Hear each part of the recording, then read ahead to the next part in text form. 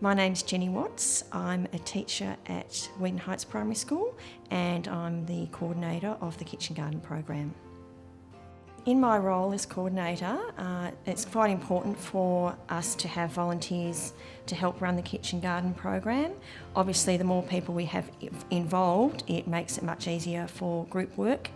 And one of the highlights of our school is that we have a number of volunteers who come from around the community who have had no previous involvement with our school, but they've found us through one source or another.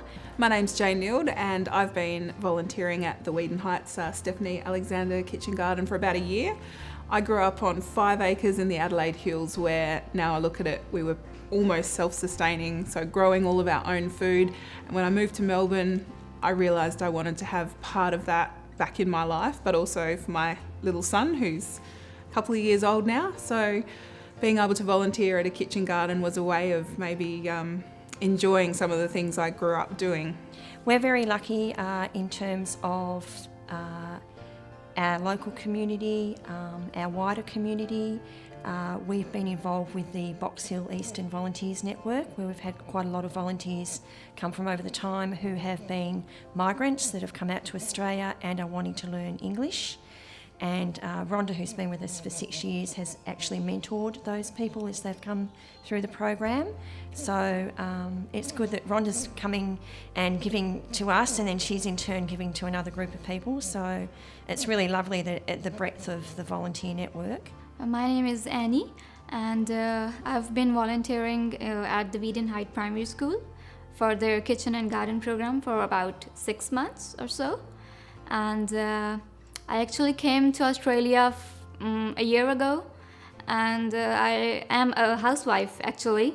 So I just wanted to utilize my time in the community service. And yeah, that's how I ended up over here.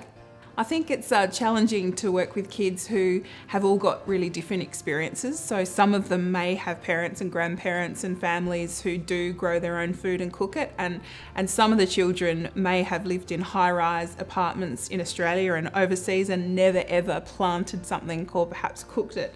So starting to work out the different personalities of the kids and working out that we all have to kind of, start from scratch with some of the things we're learning in the garden has been challenging, but really interesting to see. They all have such different takes on growing and cooking that we're all learning from each other and, adults from the kids and vice versa. My name's Rhonda Davis. I've been at the Stephanie Alexander Kitchen Garden program for 6 years now. I enjoy every minute of it.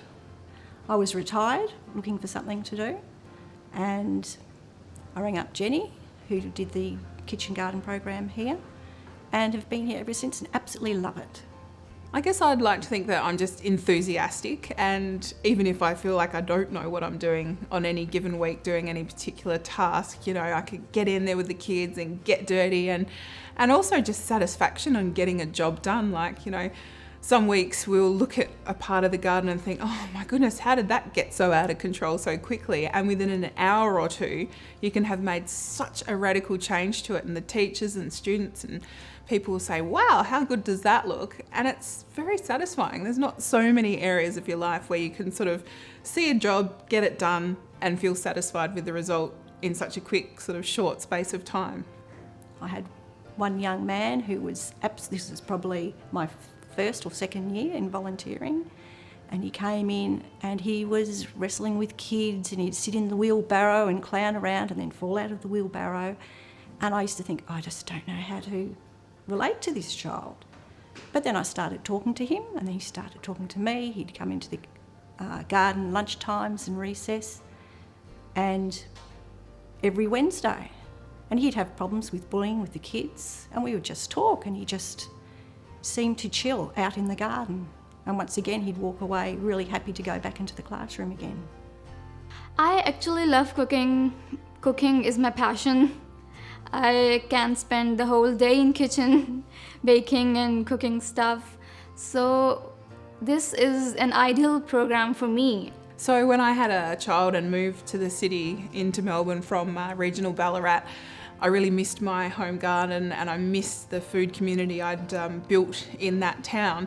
So coming to volunteer, putting my little boy into childcare once a week is kind of me time. It's my opportunity to actually do something for myself, which I know is, beneficial for the school and the kids, but it really is as much for me and a little slice of sanity for myself. So I think, a volunteering role where you actually get so much back but also feel as though you can give a little bit is pretty special. So it really is a kind of a little oasis of green and calm in my week.